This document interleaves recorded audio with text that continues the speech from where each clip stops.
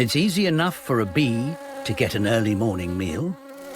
After all, there are thousands of nectar-filled flowers on offer.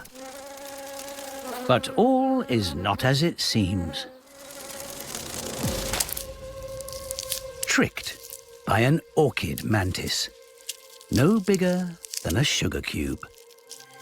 This sophisticated hunter is one of the world's best disguised predators. With legs and an abdomen that look like petals, she's bigger and more beautiful than the flowers she hides amongst. She's chosen her spot well.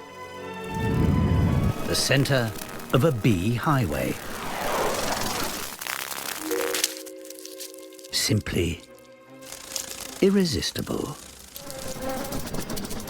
She